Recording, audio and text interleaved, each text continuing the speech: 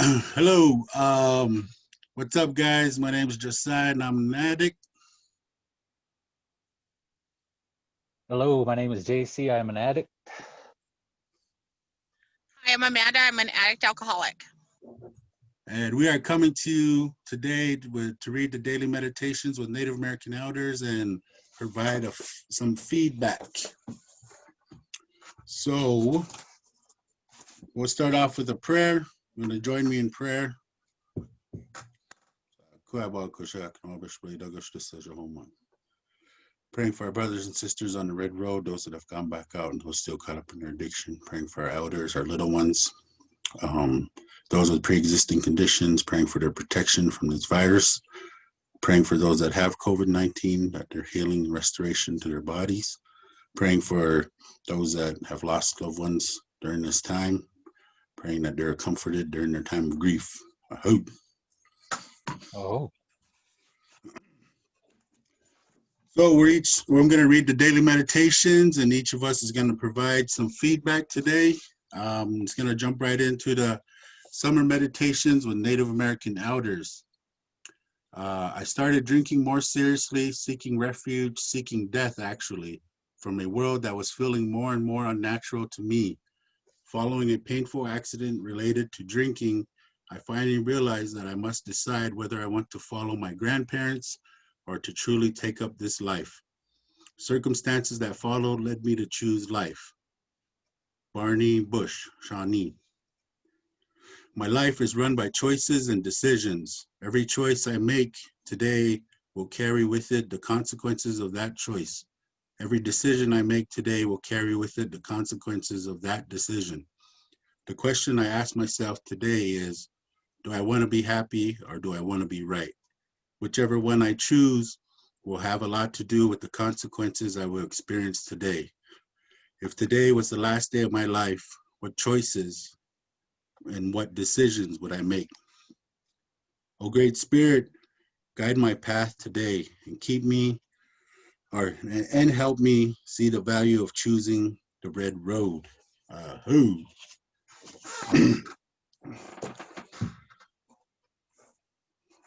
So I was talking a little bit with JC before this, and do I want to be happy or do I want to be right? I think for me, that's like a question I got to answer throughout the day, every day, because in that question for me is, am I going to react or am I going to respond? And if I want to be right, I'm going to react. If I want to be happy, I'm going to respond, because in responding for me, there's been a lot less chaos, a lot less drama. There's a lot more peace for me.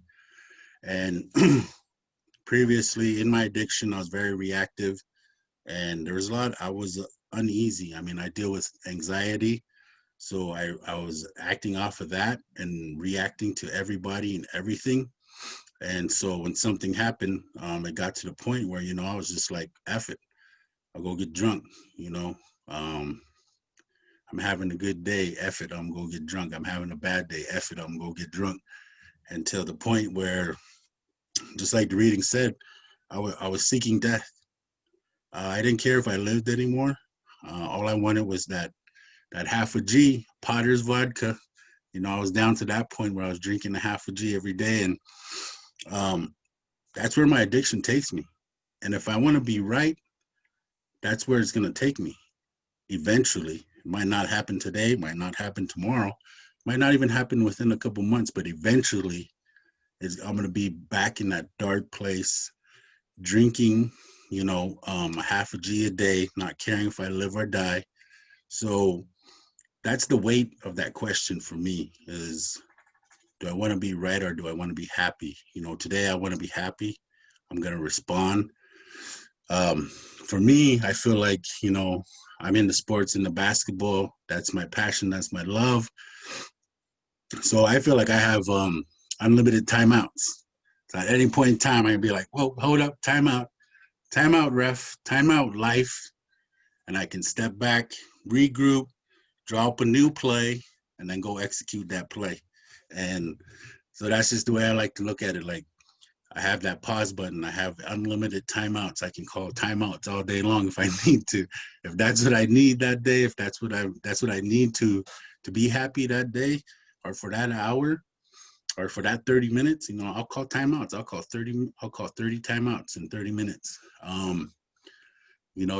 Just to respond to whatever that situation is. And when I'm in that timeout, when I'm hit that pause button, when I'm choosing to be happy, I pray. I pray.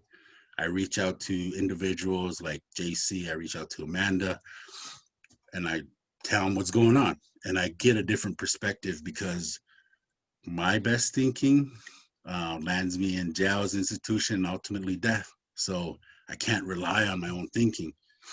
I got to rely on the fellowship. I got to rely on my higher power. I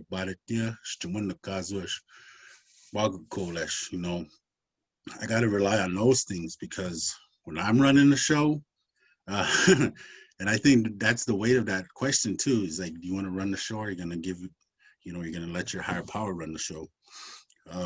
So there's just so much to that question. Like, do you want to be happy, or do you want to be right? So, that's just what I was thinking today. And, I'm actively asking myself that question every day, at least once a day, if not multiple times. Like, do I want to be happy, or do I want to be right? So, with that, that's all I had. And I don't want to ramble on. So I'll pass the mic over to JC. You got the floor. Hey, what's up? JC, still an addict. It's good to be here today. First off, I got to start off by saying, this is just really grateful for this opportunity, for this platform, for the, Josiah for setting this up. I think this is a good thing. And to all you people out there in Facebook land, give us some likes, recommend it to your friends, and give me some of them smoochy things too. I like those smoochy emojis. Anyway, to the reading. I guess I basically, starting from the top, I was thinking about what the speaker said about that, I guess would have been a life-changing event, talking about a bad accident. And when I think about that, I can completely relate to that, because that's what it took for me, was that life-changing event. And more than anything, going through that, and still going through that, it was one of the most difficult things in my life. And I'm not going to say I did it alone. I was by myself. I say this all the time. I was by myself, but I was never alone. And so, more than anything, I don't want anybody else to go through that. And I know that a lot of people in addiction, they've already had those kind of things. And yet, just like myself, I've had those sort of negative events and negative circumstances, negative consequences happen to me because of my addiction. And yet it was this last one that finally, I guess, was the straw that broke the camel's back. And so for a lot of people, they've already experienced some pretty negative things.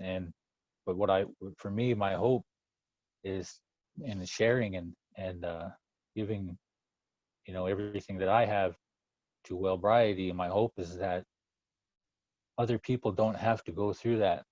Hopefully they don't have to go through anything at all. But more than anything, they don't have to keep going through that again and again and again, so that they know that there is hope for change. It is possible. There's a better life out there, and you can get it. It's for anybody. You just gotta, you gotta do the work. You gotta put in the legwork. So that's what I got from that. That part of that, that life-changing event. I don't want people to hurt. Me myself, I got tired of hurting the ones around me, and also from hurting myself. But and talking about, I guess, the things that we do have consequences. It starts with those core beliefs, and I've said it probably before. A lot of people probably heard me say it, but you know, there's that cycle with, you know, our beliefs, those core beliefs, those things that are ingrained in our subconscious that we're not even aware of, that have been planted. You know, some of them are hereditary, some of them is historical trauma. A lot of the things that we learned when we were children, those beliefs are stuck there and they're hardwired. And they're kind of our automatic default when, you know, life happens. And a lot of them are negative, and most of those negative ones are false. In fact, I think all negative beliefs are false. And with those beliefs, when those kick in, they affect our thoughts. And those are the things that we're aware of. Those are the things that we can, you know, okay, this is what I'm thinking about. And those thoughts that we have about any certain thing affect our feelings. And then our feelings and those thoughts will dictate our actions. And the things that we do have consequences. And when we experience those consequences, they reinforce those beliefs. So basically, in short, if we're doing what we've always done and we'll get what we've always got, then we'll continue to believe what we always believe. And then it's a cycle. And so in any one of those steps, beliefs, thoughts, feelings, actions, consequences, we can step in and say, hey, I want something different. This is what I choose. So there's that choice. And so that I think that's important to remember. But we, you know, I had to make a choice. I had to decide that I don't want those consequences. I don't want to hurt people. I don't want to hurt myself. I want to have good things in my life. I want to have a long life. I want to be able to, you know, enjoy my grandson, watch him grow up, and do the best I can to help him navigate this world. And I couldn't do that when my head was all messed up. I mean, it's just plain and simple. And that starts with me. That starts with me. And you know, and as far as, you know, do you want to be happy or do you want to be right? That's a tough one, because a lot of the times, just because I'm right and I make that known, I it, it it opens the door for me to have resentments and, you know, all these negative feelings about trying to express my, I guess, rightness, if that's even a thing. But I've heard it said that if you're given the choice to be right or be kind, choose kindness. And for me, I talked to Josiah about it earlier too. For me, that one of the biggest things is that's just shutting up. Just okay. That's you know, you just keep it to myself. I mean, there's no reason to engage in argument or debate or anything. And you know, everybody's entitled to their opinion. And who's to say that I'm right anyway? Except for me, you know, really, in the end, for a lot of things. So, I mean, given the choice to be right or to be kind, you know, they say, you know, it's best to choose kindness. And for me, like I said, it's about shutting up. And the other thing too, I wanted to talk about, you know, was like how it said, if today was the last day of my life, you know, what choices or what decisions would I make? And for me, one of the biggest things is that if it was just today, the first thing I would do is tell my family and my friends that I love them, you know, and that's it. And that would lead into telling people that not to feel guilty or, you know, have any kind of negative feelings if you have ever done anything wrong to me, because I forgive you. I've forgiven you. And to please forgive me for anything that I may have done, not because of me, not for me, but for you, because everybody, you deserve peace, and part of that peace, achieving that peaceful state, is forgiveness, and that's for the person who is forgiving, not the person who is forgiven. And you know, we all deserve to have peace in our lives. And you know, and I could go on. I mean, I can go on another hour just about forgiveness alone, but we'll keep it at that for now. And um, and you know, in day-to-day life, you know, the way I figure is to just, you know, do good, or you know, do the best that I can, because I'm not perfect. I'm, you know, I'm working my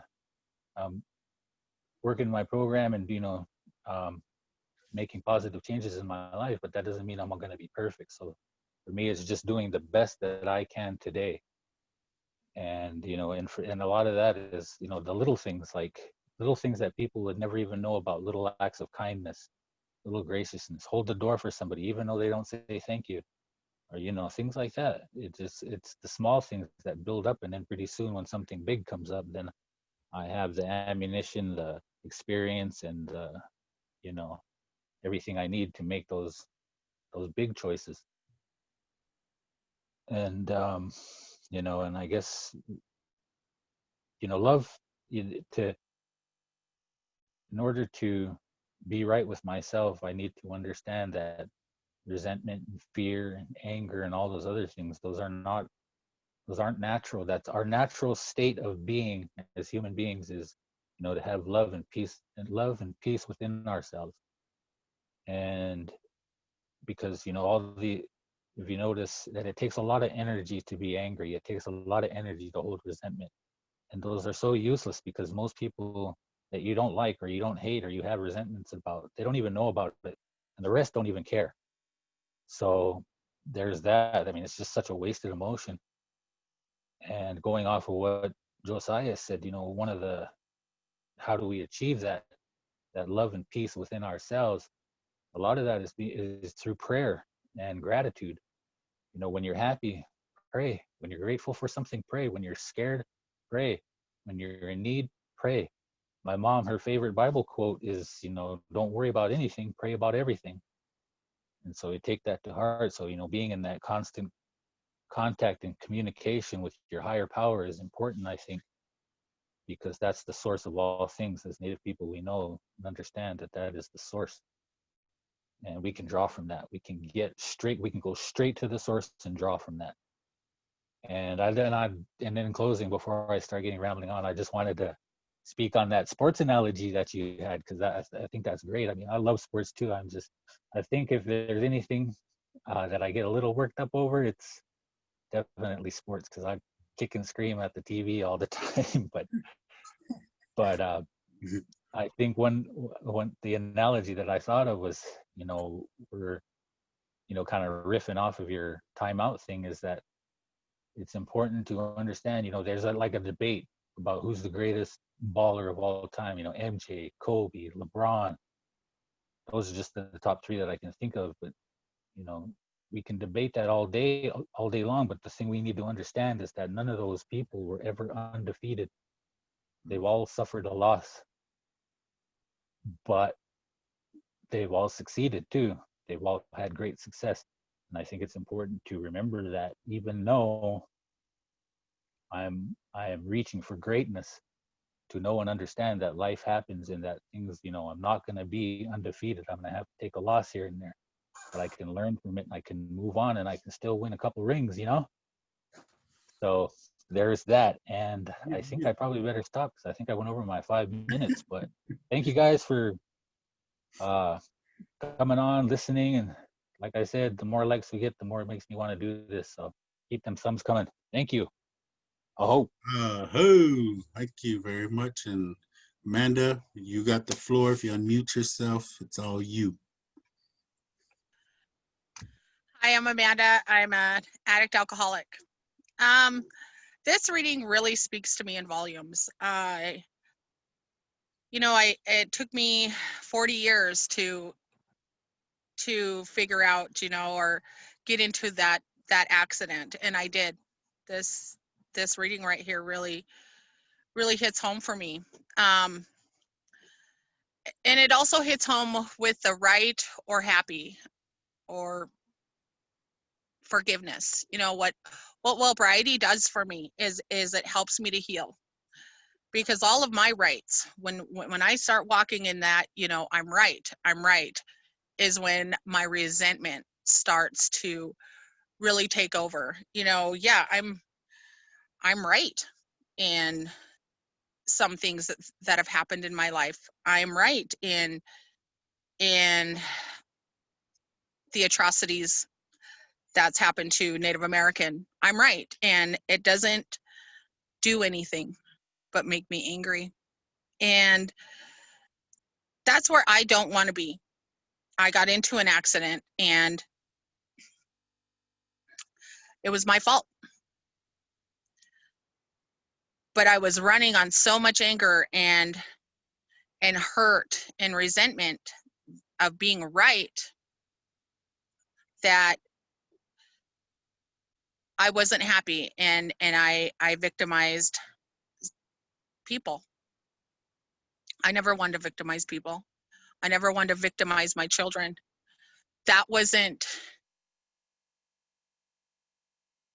me. That wasn't, that wasn't the type of person I am. And that's where, I realized right then and there was like, okay, you're right. You're right, Amanda. But where has it gotten you? So I try not to live in that right, because right to me is rigid. It gets me really, really rigid, and I'm then now thinking in this black and white, and I'm not able to forgive or move forward in a good way. So the consequences I got for my addictions were necessary for me. Where I've come into Wellbriety, was I chose to fully understand and realize that, I am an addict alcoholic and it's nobody's fault. These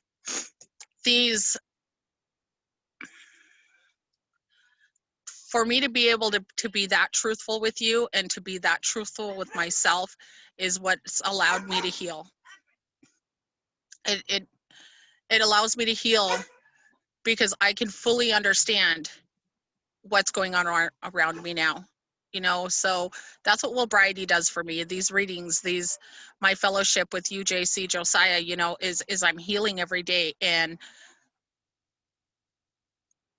I take that rightness out of my life. I allow healing and forgiveness. And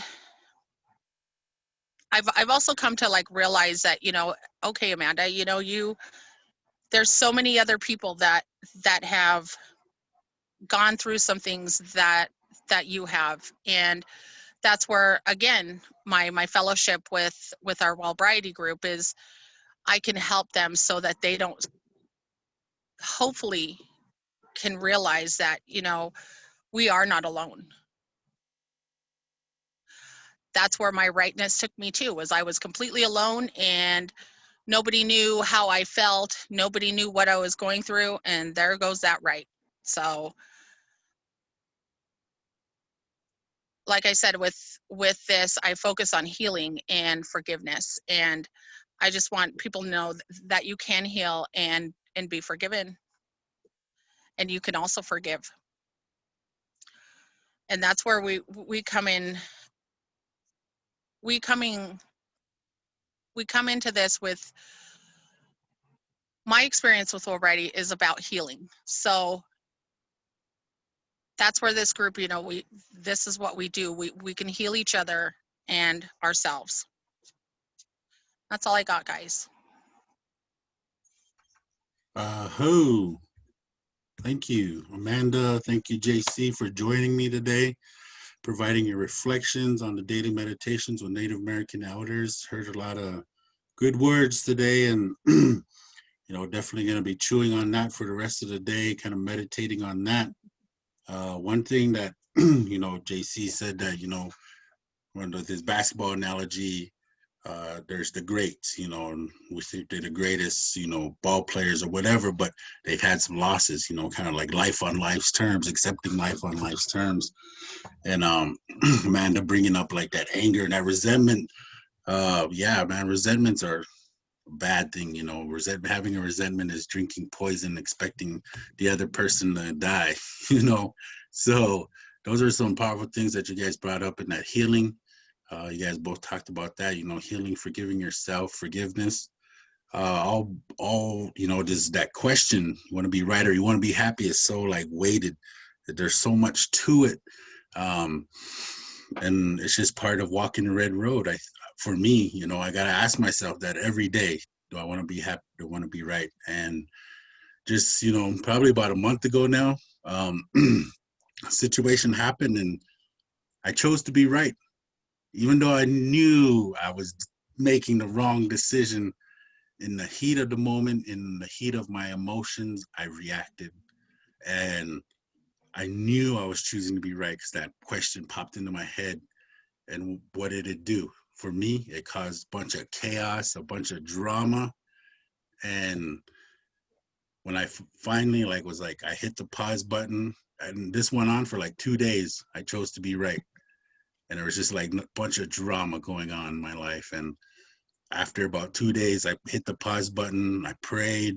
I grounded myself, and then I chose to be happy, and all the drama and everything went away. You know, all that chaos, and so even today, I'm gonna have some losses. Even today, I'm gonna fail, but to learn from that. In the past, I probably would have let that go until I went off on like a 2-3 week drunk. But today I don't have to do that. Today I have my tools. Even in the midst of reacting, I can hit the pause button. I can step back and be like, what am I doing? What am I doing here? I'm walking the red road. I'm not supposed to be, I know, I'm not supposed to be handling this way. I'm choosing to be right. That's wrong. I need to choose to be happy. I need to respond to this situation. And luckily I was able to.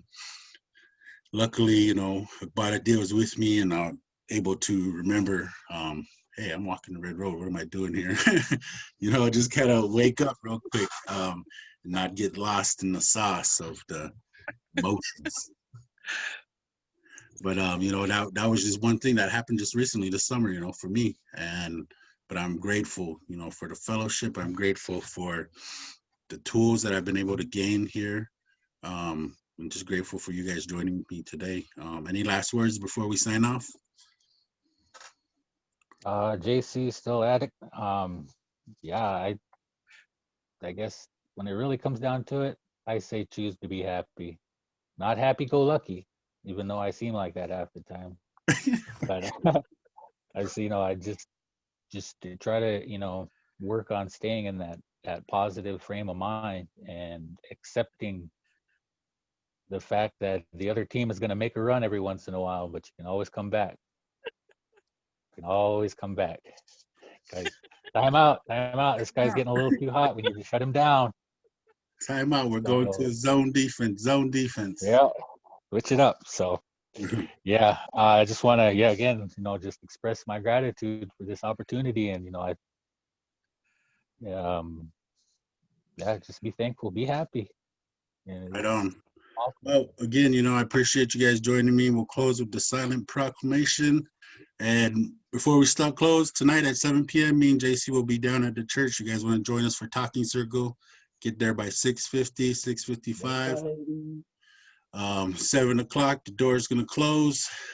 So join us tonight, 7 p.m., Talking Circle, downtown, Billings First Church, 310 North 27th Street. All right, to walk the red road is to offer up a silent proclamation. Here the destruction stops. We will heal ourselves. We will heal wounded relationships. We will heal their children. We will heal our nation. On this day, our future begins. Oh, we got to get together on that.